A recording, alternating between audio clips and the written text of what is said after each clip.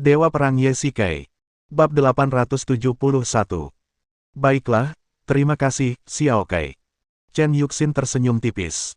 Ye Shikai tidak menolaknya, yang berarti dia telah memaafkannya sepenuhnya. Sebenarnya, dia salah memahami pikiran Ye Shikai. Dia mungkin akan menyimpan dendam tentang masalah cinta bertepuk sebelah tangan Bu selama sisa hidupnya, tetapi dia bersedia membantu Chen Yuxin sekarang, terutama karena dia khawatir akan keselamatannya. Jika dia sendiri yang memimpin tim keruntuhan itu, nyawanya akan terancam. Ye Shikai tidak tahu seberapa kuat praktisi keluarga Chen yang dipimpinnya, tetapi hanya jika dia pergi bersamanya, dia bisa merasa nyaman bersama Chen Yuxin. Xiao Xin, kalau kamu punya masalah, ceritakan saja padaku. Kamu sekarang berada di posisi tinggi, jadi kamu seharusnya tahu identitasku. Ye Shikai berkata dengan ringan. Xiao Kai, aku tidak percaya kau sekarang menjadi orang yang benar-benar kuat. Chen Yuxin tiba-tiba berkata sambil tersenyum, hanya dalam beberapa tahun, kamu telah menjadi Hades. Xiao Xin, posisi ini sebenarnya tidak ada artinya bagiku, dan aku bosan dengan kehidupan seperti ini. Ye Shikai sepertinya menghela nafas. Dunia bawah tanah seperti piramida dan semua orang ingin memanjatnya. Sebagai orang kuat di puncak, Istana Hades harus menghadapi ancaman dari semua sisi, dan ancaman dari dirinya sendiri. Aku tahu. Faktanya, kamu telah menjalani kehidupan yang sangat mirip denganku dalam beberapa tahun terakhir. Faktanya, kamu pernah mengalami kehidupan yang lebih buruk daripadaku.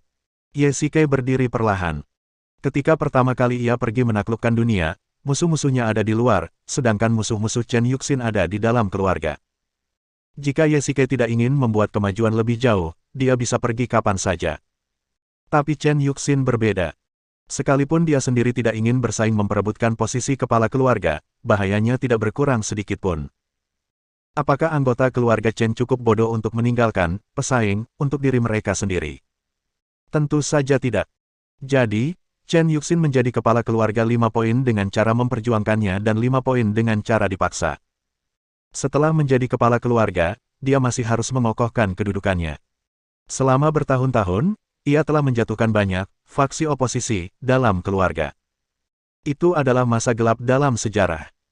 Ngomong-ngomong soal itu, Ye Shikai bahkan lebih terkejut lagi bahwa seorang gadis yang menangis dan lemah benar-benar telah menjadi kepala keluarga Chen. Dia terlahir kembali sepenuhnya. Xiao Kai, aku telah menderita begitu banyak, semua itu untukmu. Chen Yuxin ingin berdiri dengan gembira, tetapi Ye Shikai dengan lembut memegang bahunya. Saat membicarakan masalah ini, Chen Yuxin tidak dapat menahan rasa gembiranya. Ye Shikai khawatir dia akan menjadi tidak stabil dan terobsesi. Sekarang, tidak ada halangan apapun di antara kita, kenapa? Kau tidak memberiku kesempatan. Chen Yuxin tiba-tiba bergegas mendekat dan memeluk pinggang Ye Shikai erat-erat. Dia memeluknya erat sekali, hingga tidak ada gunanya bagi Ye Shikai untuk melepaskan diri. Jangan. Chen Yuxin bergumam pada dirinya sendiri. Lengannya gemetar terus-menerus, takut Ye Shikai akan pergi. Xiao Xin, kau membuatku hidup sangat sulit. Kamu Shikai tidak punya pilihan. Dia tidak bisa menggunakan kekerasan terhadap Chen Yuxin, dan dia samar-samar merasa bahwa kekuatan batin Chen Yuxin sangat kuat, bahkan tidak kalah dengannya.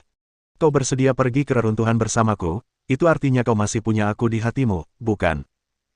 Kata Chen Yuxin sambil mengangkat kepalanya. Tentu saja kamu ada di hatiku. Tapi sekarang, kita hanya bisa sejauh ini. Setelah mengatakan ini, Ye Shikai mendorong Chen Yuxin menjauh. Hanya di sini. Apa levelnya di sini, teman, orang asing, atau kekasih masa kecil? Chen Yuxin berdiri di sana dengan linglung, pikirannya terasa bagai sambaran petir. Ye Shikai takut dia kesal, jadi dia bergegas maju untuk menghiburnya. Xiao Xin, maafkan aku bicara terlalu kasar, aku. Saat bibir mereka bersentuhan, Ye Shikai merasakan hawa dingin di bibirnya. Chen Yuxin tiba-tiba mengerahkan kekuatan dan melemparkan Ye Shikai ke tanah, dan keduanya saling berciuman. Xiao Xin, kau, cepat turun. Ye Shikai tersadar dan terkejut. Dia ingin mendorongnya, tetapi dia tidak bergerak. Bagaimana mungkin tubuh Chen Yuxin yang tampaknya kurus bisa seberat gunung? Aku tidak menginginkannya. Aku sudah muak. Mata Chen Yuxin sedikit merah, penuh keengganan. Apakah kamu gila? Apakah kamu tahu apa yang kamu lakukan? Ye Shikai berteriak keras. Kalau dia terus seperti ini, sesuatu yang besar akan terjadi. Tentu saja aku tahu, kau milikku. Seperti ini 8 tahun yang lalu dan masih seperti ini sekarang. Chen Yuxin berteriak keras. Tindakannya membuat Ye Shikai takut. Oh tidak, dia pasti kesal. Aku sudah melakukan begitu banyak hal untukmu, mengapa kamu tidak mengerti? Wajah cantik Chen Yuxin memerah, dan dia berteriak keras, matanya penuh tekad. Kali ini, Ye Shikai tidak bisa berkata apa-apa. Chen Yuxin menjulurkan lehernya dan mencium Ye Shikai lagi. Mereka berciuman selama 1 menit hingga Chen Yuxin merasakan sesak di dadanya lalu melepaskannya. Pada titik ini, Ye Shikai tidak tahu harus berbuat apa. Mungkin seperti yang dikatakan Du Gutianke, dia telah terlibat dengan terlalu banyak wanita dalam hidupnya, dan masing-masing dari mereka memiliki utang cinta, dan utang cinta Chen Yuxin adalah yang terpanjang dan terdalam. Mata merah Chen Yuxin berangsur-angsur berubah cerah. Keduanya saling berpandangan, tak bisa berkata apa-apa. Di bawah tatapan Ye Shikai, Chen Yuxin perlahan merobek bajunya. Berhenti.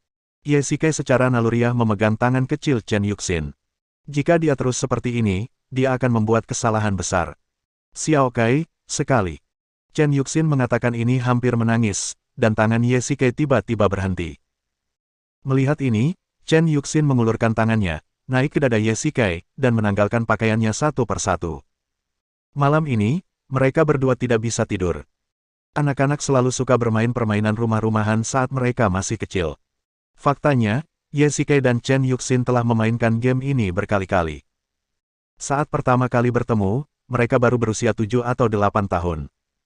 Saat itu, suami istri, hanya sekadar kata benda dalam permainan di mata mereka. Baru ketika mereka dewasa mereka menyadari betapa pentingnya kedua kata ini. Pagi selanjutnya, saat Ye Shikai terbangun lagi, dia sudah terbaring telanjang di tempat tidur. Dia perlahan menoleh dan melihat Chen Yuxin memeluk pinggangnya erat. Penampilannya yang seperti burung kecil membuat orang merasa kasihan, dan sentuhan fisik yang intim membuat orang memikirkan hal lain. Ye Shikai tidak mabuk kali ini. Dia sangat jelas tentang apa yang telah dia lakukan tadi malam. Dia telah membuat kesalahan. Pada saat itu, dia merasa sangat bimbang. Melihat warna merah cerah pada spray dan kemudian melihat Chen Yuxin dalam pelukannya, dia tiba-tiba merasa bersalah. Xiao Kai, kamu sudah bangun. Chen Yuxin berkata lembut. Sebagai pengguna pertama, dia tampak lebih menawan, dan sifat kekanak-kanakan aslinya telah hilang.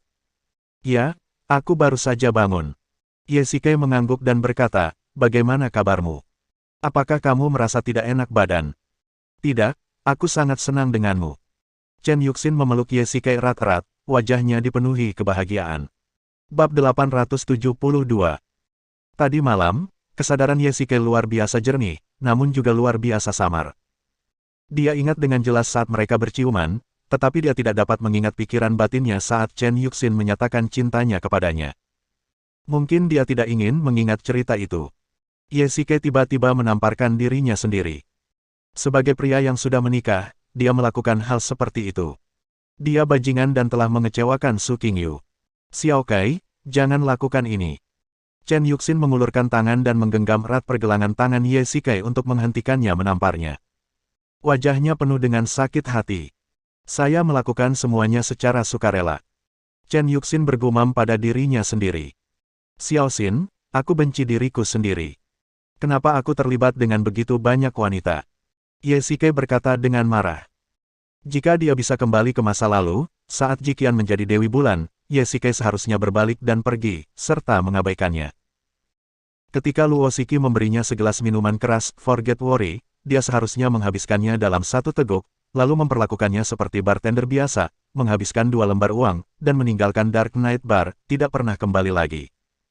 Mungkin, ini adalah hasil terbaik bagi semua wanita dan juga melegakan baginya. Xiao Kai, sebenarnya kamu tidak perlu merasakan beban psikologis sebanyak itu.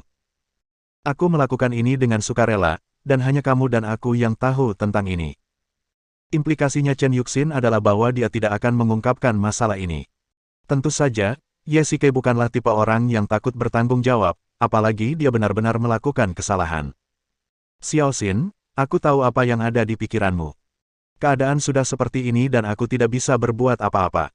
Mungkin ini hanya takdir. Ye Shikai perlahan berdiri dan mengenakan pakaian yang dilemparkan ke karpet. Chen Yuxin pernah berpikir bahwa sebagai kepala keluarga, dia akan memiliki kekuasaan dan tidak perlu lagi melihat wajah keluarga, dan dia bisa mendapatkan kembali kendali atas kebahagiaannya sendiri. Yesike percaya bahwa selama dia meningkatkan kekuatannya sendiri, dia dapat menaklukkan apapun yang dia inginkan. Sekarang kedua keinginan mereka telah terwujud, tetapi tujuan awal mereka tidak dapat tercapai lagi. Yesike tidak pergi ke perusahaan untuk menemui Su Qingyu, dia juga tidak pergi mencari Jiqian dan Luo Shiki. Dia ingin menenangkan diri dan memikirkan masalah ini baik-baik. Sesampainya di dasar istana dunia bawah, Yesike bersembunyi di ruang tunggu. Jika tidak ada keadaan darurat, hantu itu tidak akan mengganggunya. Bos tidak mengatakan sepatah kata pun hari ini dan hanya berdiam diri di ruangan. Saya tidak tahu apa yang terjadi. Wom bertanya sambil mengetik di keyboard. Mungkin itu utang wanita lain.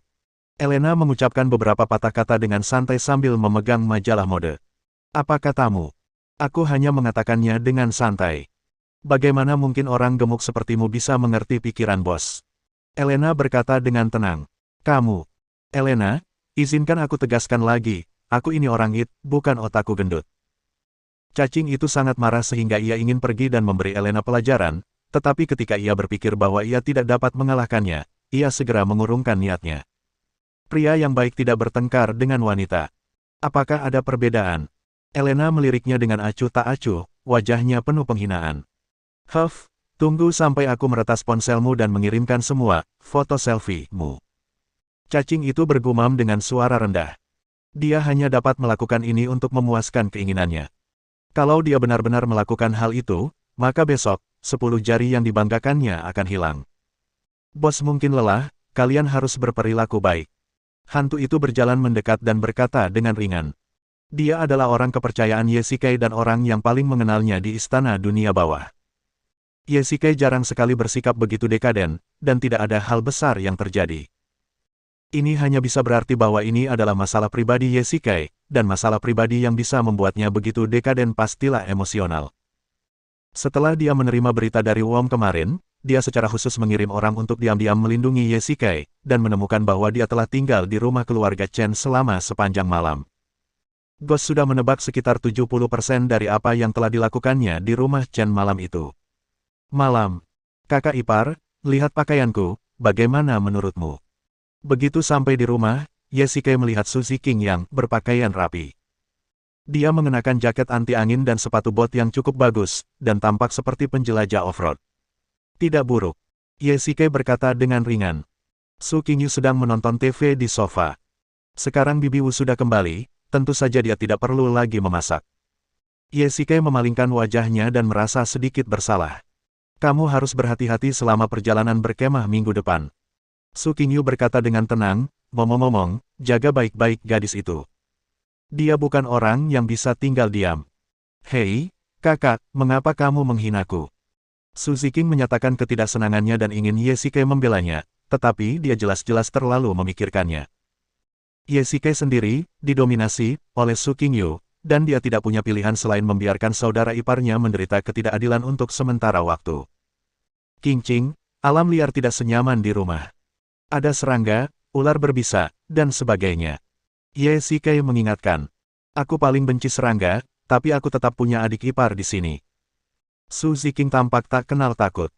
Ternyata dia telah menipu Yesike agar bergabung dengan Kam hanya untuk mencari pengawal. Kamu gadis nakal. Yesike menjentikkan kepala kecil Su Ziqing dengan jarinya. Baiklah, baiklah, kemari dan makan. Sebagai lembaga pendidikan tertinggi di Tiongkok, Universitas Yenqing memiliki banyak kegiatan. Yesike pernah mengunjungi universitas itu sebelumnya. Ada puluhan klub dan berbagai organisasi dengan dana yang cukup. Kegiatan berkemah seperti ini diselenggarakan oleh hampir setiap departemen. Bagaimanapun, berkemah berbeda dengan bertahan hidup di alam liar. Ada jaminan keamanan, dan makanan, minuman, dan kebutuhan sehari-hari lainnya semuanya dipersiapkan terlebih dahulu. Di masa lalu, itu hanya tentang mendekatkan diri dengan alam. Apa yang Yesike ikuti sebelumnya disebut bertahan hidup di alam liar. Keripik kentang, biskuit, rumput laut, yogurt, coklat. Su Ziqing melihat isi tasnya. Yesike mengintip sekilas. Hampir semuanya adalah makanan ringan. Gadis ini mungkin menganggapnya sebagai liburan. Paman, kamu di sini. Pada saat ini, Han Ruoyao juga datang. Berdasarkan kesepakatan sekolah, semua orang berkumpul terlebih dahulu dan kemudian naik bus menuju tempat perkemahan. Yao Yao, sudah lama tidak bertemu. Ye Shike berkata dengan ringan. Kakak ipar, kemarilah dan bantu aku membawanya. Pada saat ini, Su Ziking membawa ransel penuh makanan ringan dan menatapnya dengan kasihan dengan mata besarnya. Tidak, kamu harus membawa makananmu sendiri. Ye Shike menolak secara langsung. Meskipun dia memiliki cincin penyimpanan, karena mereka sedang berkemah, dia tetap harus membiarkan Su Ziking berolahraga. Kakak ipar yang bau. Baiklah, teman-teman sekelas, kemari dan kumpul di sini. Pada saat ini, suara perempuan terdengar di belakang kerumunan. Berbalik, itu adalah guru utama perjalanan ini. Namun, betapa terkejutnya Ye Shike, guru perempuan ini sungguh cantik. Bahkan tanpa riasan, dia begitu segar. Ini sangat langka. Bab 873. Ngomong-ngomong soal itu, bertemu dengan guru yang super cantik adalah impian yang hampir semua siswa laki-laki miliki. Sering disebutkan dalam lelucon di internet bahwa jika kepala sekolah saya begitu tampan, maka saya tidak akan pernah membolos lagi. Ye Shike bukanlah orang vulgar yang menilai orang lain berdasarkan penampilannya. Orang yang cantik bisa juga berupa vas bunga. Inti dari lelucon itu masih pada kebenaran yang sederhana dan mudah dipahami bahwa orang cantik dapat dengan mudah menarik perhatian orang lain, terutama lawan jenis. Guru Ye Shike sebelumnya adalah seorang wanita parubaya berusia 50-an, tetapi dia sangat penyayang, dan setiap kali dia membolos, dia tidak akan menghukumnya dengan keras. Paling-paling, dia hanya akan membuatnya menulis kritik diri. Hei, kakak ipar bau, apa yang kau lihat dengan penuh nafsu? Tiba-tiba, suara kesal terdengar di telinga Ye Shike, yang membuatnya sadar kembali. Dia berbalik dan melihat Su Ziking tengah melotot tajam ke arahnya. Tampaknya karena Ye Shike sedang melihat seorang wanita cantik. Huff, kamu tidak bisa berjalan saat melihat wanita cantik. Su Ziking mencubit pinggang Ye Shike dengan keras. Su Ziking adalah saudara kandung Su Qingyu. Tentu saja dia akan merasa tidak senang jika Ye Shike menatap wanita cantik seperti itu. Ahem, maaf. Alasan utamanya adalah, gurumu terlihat sangat khas. Ye Shike berkata dengan canggung. Memang, saat pertama kali melihatnya, Ye Shike tidak bisa tidak merasa terpesona padanya. Itu sungguh aneh. Mungkinkah sekarang dia sama sekali tidak punya daya tarik terhadap wanita cantik? Hei, paman, kamu juga harus bersujud di kaki guru Dongfang. Han Ruoyao menggoda. Apa? Yang Anda lihat adalah guru kami, bernama Dongfang Lian. Dia berusia 24 tahun ini, tetapi sudah memiliki gelar doktor. Dia dipindahkan ke sekolah kami belum lama ini. Han Ruoya menjelaskan pada Ye Shike. Kau mengetahuinya dengan jelas. Tentu saja. Ketika guru Dongfang datang, hal itu menimbulkan kehebohan besar di seluruh sekolah. Aku tidak tahu berapa banyak siswa laki-laki yang mengetahuinya. Han Ruoya berkata sambil tersenyum, sepertinya paman juga seorang pahlawan yang tidak bisa menahan godaan kecantikan. Ahem, teman sekelas Han, teman sekelas Su, dan yang ini. Pada saat ini, Dongfang Lian datang sambil membawa pengeras suara. Saat matanya tertuju pada Ye Shike, dia terhenti sejenak. Dia dan Ye Shike tidak saling kenal sebelumnya, jadi wajar saja dia tidak tahu namanya. Ye Shike adalah saudara iparku. Su Ziking segera memperkenalkan. Oh, ini Tuan Ye. Maaf, saya lupa nama Anda. Kata Dongfang Lian dengan nada meminta maaf. Tidak apa-apa, aku juga di sini bersama Qingqing, dan aku berharap guru akan menjaganya dengan baik. Ye Shike juga merespons. Sekarang semua orang sudah ada di sini, ayo naik bus. Dongfang Lian berkata sambil menunjuk ke arah bus. Baiklah, ayo berangkat sekarang. Ye Shike membantu kedua wanita itu meletakkan barang bawaan, tenda, dan barang-barang lainnya di lapisan penyimpanan di bawah bus, dan mereka bertiga naik ke bus satu persatu. Sebagian besar peserta adalah mahasiswa dari Universitas Yanqing. Sejujurnya, Ye Shike iri pada mereka. Mereka akhirnya diterima di universitas yang dikenal sebagai Universitas No. 1. Setelah lulus, mereka akan lebih kompetitif daripada lulusan baru dari seluruh negeri. Yang terpenting adalah bahwa kehidupan universitas adalah kenangan yang indah. Sayangnya, karena berbagai alasan, Ye Shike tidak memiliki ingatan ini. Ye Shike menemukan tempat duduk, dan kedua wanita itu hampir mulai berdebat lagi tentang suatu masalah. Karena bus itu memiliki dua kursi yang saling terhubung dan lorong di tengah, kedua gadis itu ingin duduk di sebelah Ye Shikai, tetapi hanya ada satu kursi yang tersedia. Minggirlah. Aku mau duduk di sebelah paman. Yao Yao Bao, minggirlah dari hadapanku. Dia adalah saudara iparku. Kedua gadis itu mulai berdebat, dan Ye Shikai bergegas maju untuk menghalangi mereka. Mereka adalah teman sekelas dan guru, dan jika mereka mulai bertengkar di sini, hasilnya akan mengerikan. Dua gadis cantik dari Universitas Yanqing akan saling cemburu terhadap seorang pria, yang akan menimbulkan kekacauan. Baiklah, berhenti berdebat. Baiklah, berhenti berdebat. Pada saat ini, dua suara, satu laki-laki dan satu perempuan, terdengar pada saat yang sama, satu adalah suara Ye Shikai, dan lainnya adalah suara Dong Fanglian. Seluruh mobil menjadi sunyi. Keduanya saling berpandangan dan langsung merasa sangat malu. Mereka benar-benar mengatakan hal yang sama secara serempak. Qingqing, Yao Yao, kamu bertindak terlalu jauh. Ye Shikai merasa sangat malu. Melihat pandangan aneh dari teman-teman sekelasnya, dia tidak dapat menahan perasaan sedikit malu. Sekarang teman sekelas suka bergosip dan terlalu banyak berpikir. Pada akhirnya, atas permintaan Ye Shikai, Su Ziqing duduk di kursi di sebelahnya, tetapi hanya ada lorong di antara dia dan Han Ruoya, jadi mereka bisa saling bersentuhan hanya dengan merentangkan tangan. Kakak ipar, lihat di sana. Tiba-tiba, Su Ziqing menepuk bahu Ye Shikai dan menunjuk ke kursi di sebelah Han Ruoyao, yaitu Dong Fanglian. Bagaimana menurutmu, kakak ipar? Apakah kamu ingin aku berbicara dengan guru Dong Fang dan memintanya untuk mengizinkanku bertukar tempat duduk dengannya? Aku akan duduk di sebelah Yao Yao dan dia akan duduk di sebelahmu. Su Ziqing memiliki ekspresi licik di wajahnya, seolah-olah dia sedang merayu Ye Shikai. Tidak, itu jelas rayuan.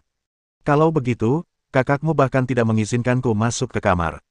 Ye Shikai mengenakan headphone-nya, bermaksud untuk menghabiskan waktu di dalam mobil yang membosankan itu. Mobil melaju ke pinggiran kota dan sudah menempuh setengah perjalanan. Lebih jauh lagi dari pinggiran kota terdapat gunung perkemahan. Menghapus. Tiba-tiba mobil itu mengerem mendadak, dan para siswa di dalam mobil terjatuh ke depan karena inersia. Dong Fanglian segera berdiri dan bertanya kepada pengemudi, apa yang terjadi? Mengapa Anda menghentikan mobil? Ada masalah di depan.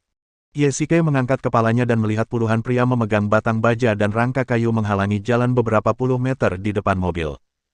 Ledakan, ledakan, ledakan. Tiba-tiba beberapa laki-laki datang dan memukul mobil itu dengan batang baja. Bayar tol. Pria terdepan itu berteriak, dan orang lain pun ikut berteriak di sampingnya. Pada saat ini, para siswa di dalam mobil juga memperhatikan sesuatu yang tidak biasa dan melihat ke arah kerumunan di luar. Apa yang sedang terjadi? Melihat pria-pria bertampang garang ini memegang batang baja, Dong Fanglian, gadis berusia 24 tahun, tak kuasa menahan rasa takut. Seharusnya ada gelandangan pengangguran di dekat sini. Tempat ini terpencil, jadi mereka mengancam kendaraan yang lewat untuk membayar tol. Ye Shikai berkata dengan ringan. Lagi pula, kelakuan mereka ini sama saja seperti bandit-bandit di masa lalu. Orang-orang ini berkumpul dalam kelompok yang beranggotakan 3 atau 5 orang, mengancam dengan batang baja, dan secara paksa memungut biaya. Pengemudi kendaraan yang lewat mungkin takut mendapat masalah, jadi mereka menganggap diri mereka tidak beruntung. Apa? Bagaimana mungkin ada orang seperti itu? Dong Fanglian meminta pengemudi untuk membuka pintu mobil dan bergegas turun. Hei, kenapa kamu tidak masuk akal?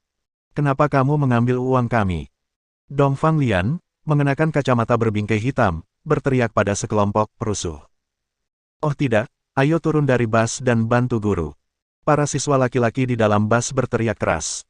Para perusuh itu bukanlah warga negara yang taat hukum. Jika Dong Fanglian turun dari bus seperti ini, dia akan seperti seekor domba yang masuk ke mulut harimau. Bab 874. Hei, dari mana gadis liar ini datang? Dia punya sifat pemarah. Para gangster tercengang pada awalnya. Mereka tidak menyangka bahwa yang turun adalah seorang gadis cantik. Dong Fanglian belum pernah melihat pemandangan seperti itu sebelumnya. Sebagai seorang guru perempuan yang berasal dari Menara Gading, dia belum pernah melihat kegelapan masyarakat kelas bawah. Saat dia melihat seorang gangster mendekat dan mencoba menggodanya, dia tak dapat menahan diri untuk mundur beberapa langkah dengan ekspresi ketakutan di wajahnya. Wanita ini cukup cantik. Sekelompok perusuh berteriak. Orang-orang ini jarang melihat wanita di kota, jadi ketika mereka melihat seseorang seperti Dong Fanglian, mereka secara alami menjadi bernafsu. Bajingan, minggirlah dari jalanku. Para siswa laki-laki di dalam mobil itu cukup berani untuk bergegas turun. Melihat gurunya diganggu oleh para perusuh, siapa yang bisa menahan amarah ini? Akan tetapi, pihak lainnya jelas memiliki lebih banyak orang dan mereka semua memegang batang baja. Bagaimanapun juga, mahasiswa tetaplah mahasiswa. Jika perkelahian terjadi, mereka pasti akan menderita. Pada saat ini, Yesike dan kedua gadis itu melihat ini dan keluar dari mobil. Dasar bocah nakal, berikan kami uangnya dan keluar dari sini, atau kami akan mengambil tindakan. Seorang gangster mengancam.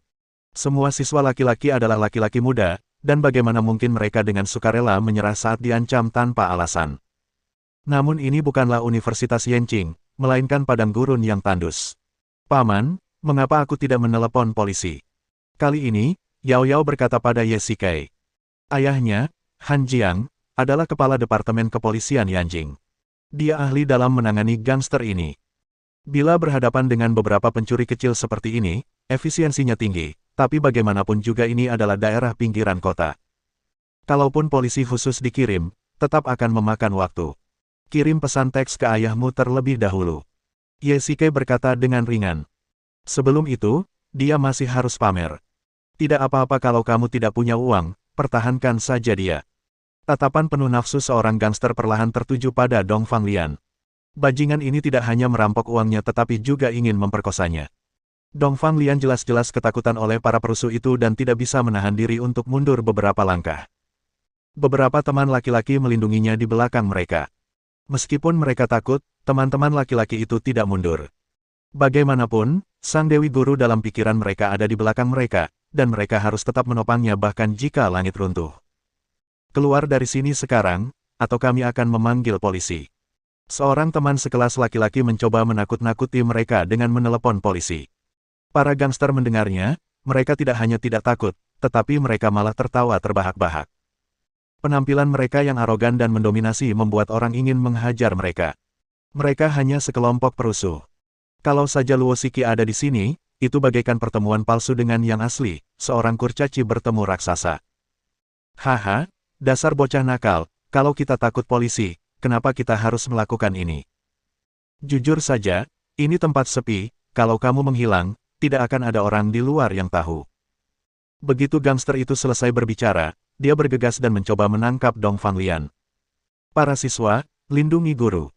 Melihat kejadian itu semua orang pun berhamburan ke depan dan berhasil memukul mundur gangster tersebut. Hal ini sungguh membuat mereka marah. 20 atau 30 orang bergegas maju, dan masing-masing dari mereka memegang senjata di tangannya. Kalau perkelahian terjadi, pasti murid-murid di sini yang terluka. Ledakan, ledakan, ledakan. Dalam sekejap, batang besi semua orang tiba-tiba patah menjadi dua. Semua orang hanya merasakan bayangan hitam melintas, lalu senjata di tangan mereka hancur. Hai pelanggar hukum, beraninya kalian bersikap begitu sombong. Sosok Yesike muncul di depan sekelompok penjahat, begitu cepatnya, seolah-olah terjadi teleportasi. Siapa kamu? Gangster itu awalnya tertegun, menatap batang besi yang setengah patah di tangannya, lalu menatap Yesike dengan bingung. Itu batang-batang besi, jumlahnya ada 20 atau 30, bagaimana bisa tiba-tiba patah? Apakah ini penting? Tapi intinya, kalau kamu tidak pergi, kamu akan segera menjadi seperti batang besi ini. Mahasiswa Su, tolong minta adik iparmu untuk segera kembali, dia mungkin akan terluka. Dong Fanglian segera meraih tangan Su Ziking dan berkata, jangan khawatir, guru. Kakak iparku adalah pahlawan yang hebat. Dasar bocah nakal, kukira kau cari mati. Seorang gangster berteriak keras. Bagaimana mungkin 20 atau 30 orang takut pada orang seperti itu?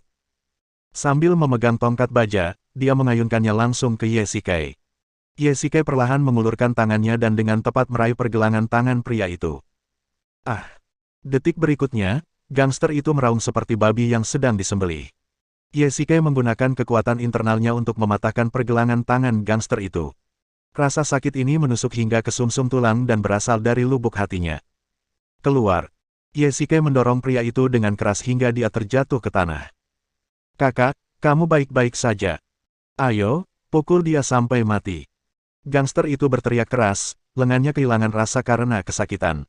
Yang paling dibenci Yesike adalah para pengganggu yang hanya menindas yang lemah dan takut pada yang kuat. Lebih jauh lagi, Mereka bahkan ingin menyerang siswa dan guru. Itu adalah kejahatan yang tidak bisa dimaafkan. Ayolah. Yesike menggerakkan tubuhnya dan meninju seorang pria tepat di wajahnya. Pukulan itu langsung mematahkan hidungnya dan darah langsung muncrat dari hidungnya. Siapa berikutnya? Tatapan mata Yesike terfokus, seolah seekor binatang melihat mangsanya, membuat orang gemetar, dan niat membunuh pun dilepaskan secara tak terduga. Semua orang tampaknya telah melihat dewa kematian. Jika Yesike serius, tidak seorang pun dari orang-orang ini yang akan selamat. Bagi seorang kultivator di levelnya, membunuh manusia biasa benar-benar seperti menghancurkan seekor semut. Meskipun dia tidak dapat membunuh mereka, dia tidak dapat lolos dari hukuman hidup-hidup. Orang-orang ini mungkin telah menyakiti banyak pejalan kaki di sini, jadi dia akan memberi mereka pelajaran hari ini. Yesike sangat cepat sehingga semua orang di dalam mobil tercengang.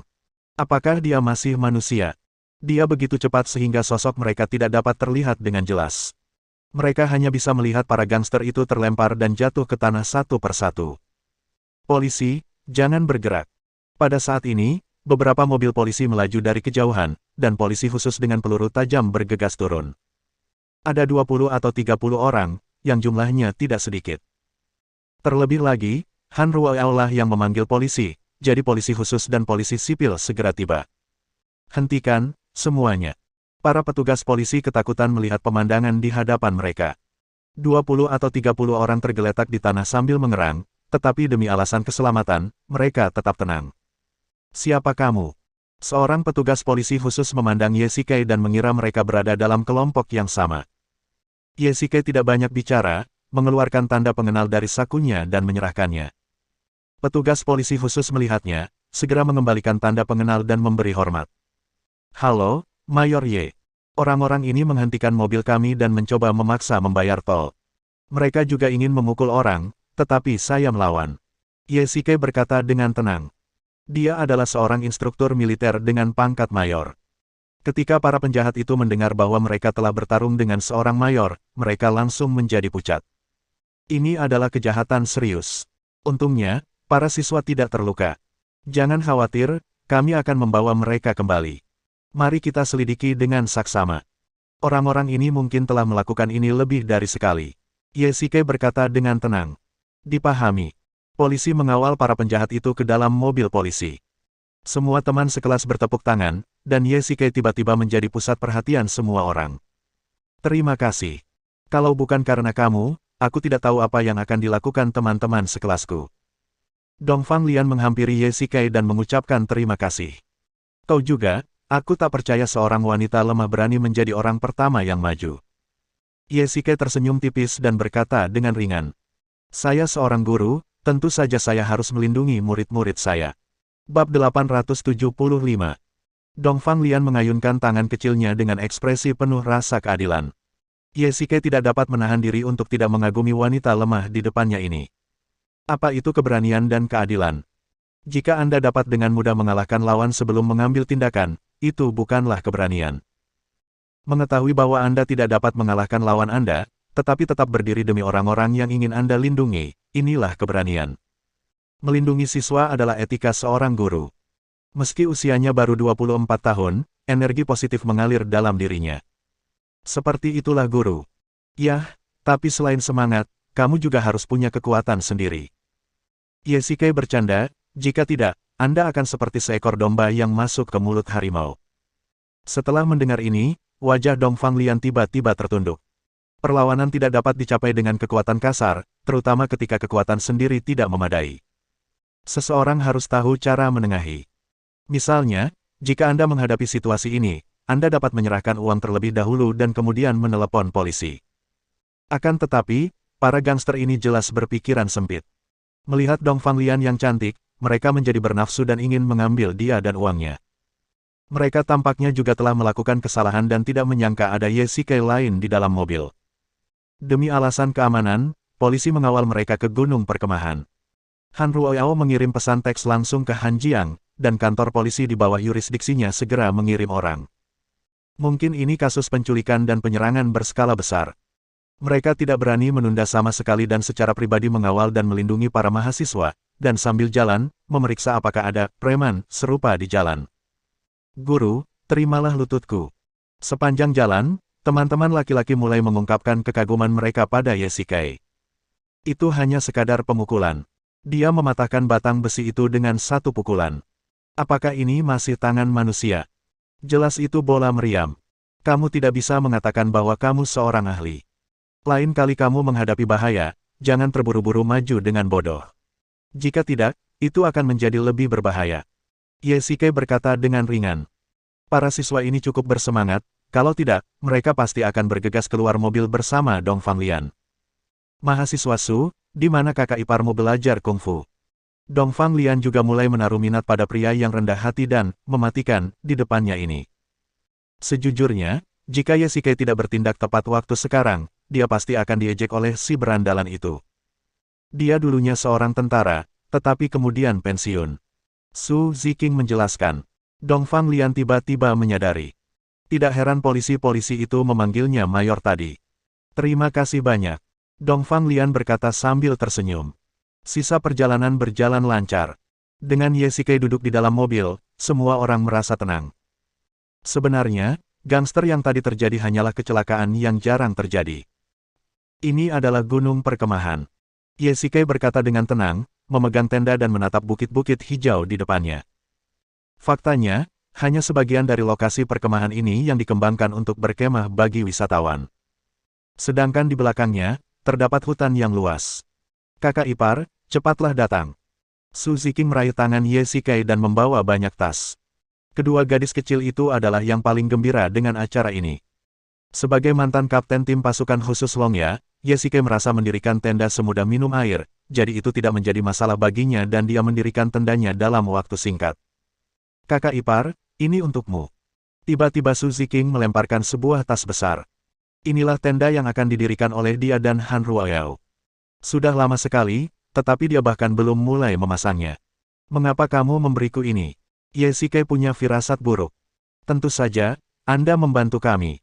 Ketika Anda datang ke perkemahan, tentu saja Anda harus melakukan urusan Anda sendiri. Yesikai memutar matanya. Tapi aku tidak tahu caranya. Su Ziking terkikik, melempar tenda ke tanah, dan menghilang. Gadis ini, setelah sekian lama, ingin Yesikai melakukannya untuknya.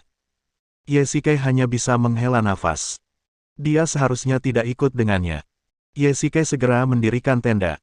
Dibandingkan dengan tendanya, tenda Su Ziking lebih besar. Lagi pula, itu adalah tenda ganda. Melihat Su Ziking dan Han Ruoyao bermain-main dengan panggangan barbeque di kejauhan, Yesikai tidak berencana untuk membantu. Setelah melakukan begitu banyak pekerjaan berat, ia memutuskan untuk menunggu saudara iparnya membawakan panggangan. Kakak ipar, kemarilah dan bantu kami. Tak disangka, tak lama kemudian Su Ziking datang berlari dengan gembira, tampak seakan menghadapi bencana serius. Ada apa lagi? Yesikai membuka matanya dan terkejut. Wajah Su Ziking ditutupi lapisan hitam, seolah-olah dia diasapi. Haha, Qingqing, ada apa denganmu? Yesikai tidak dapat menahan tawa. Itu jelas asap hitam akibat pembuatan api. Kedua gadis ini bahkan tidak tahu cara membuat api. Kakak ipar, kemarilah dan nyalakan api. Ah, benarkah? Yesikai sangat penasaran. Jika dia tidak datang, apakah kedua gadis itu harus tidur di udara terbuka? Saat membuat api di alam liar, seseorang harus mempertimbangkan faktor angin. Namun, ini adalah tempat barbeque profesional dengan arang dan alkohol padat. Tanpa diduga, kedua gadis itu tidak tahu cara menggunakannya. Selama pelatihan bertahan hidup di alam terbuka, anggota tim yang dapat memasak ular dan tikus berbisa menjadi hidangan lezat lebih populer daripada anggota tim yang bersedia membawa barang bawaan dan peralatan secara gratis. Namun pada akhirnya, tidak peduli seberapa baik Anda melakukannya dalam ujian, itu tidak akan sebaik steak yang enak, atau sayap ayam, kaki ayam, dan sebagainya. Yesikai berlatih keras pada saat itu, dan sekarang dia memiliki kaki ayam dan daging sapi yang sudah jadi, tentu saja dia dapat menunjukkan keahliannya. Wah, wanginya enak sekali. 20 menit kemudian, kaki dan sayap ayam telah terpanggang hingga berwarna keemasan, mengilap, dan merah tua. Mereka tampak sangat menarik, dan aromanya pun semakin menggoda. Su Ziking segera berlari ke Yesikai, siap untuk makan. Kamu tidak menghormati orang yang lebih tua. Yesikai menjentikkan kepalanya dengan jarinya. Apakah kamu mengerti tentang rasa hormat kepada orang yang lebih tua? Sampaikan hal ini kepada gurumu terlebih dahulu. Yesike mengambil paha ayam besar, meletakkannya di atas piring porselen putih dan menyerahkannya padanya. Cek, kakak ipar Bao, aku tahu kamu jatuh hati pada guru Dongfang. Su Ziqing mendengus dingin, namun tetap menyerahkan piring itu dengan patuh. Bagaimanapun, Dongfang Lian adalah seorang guru, dan rasa hormat adalah suatu keharusan. Dasar jalan kecil, kau tidak melakukan apapun, tapi kau masih saja ingin makan daging panggang. Yesike tersenyum, diam-diam meninggalkan 2 kaki ayam besar dan menyembunyikannya, dan memanggil teman sekelas lainnya untuk datang dan makan daging. Kakak ipar sialan, di mana makananku?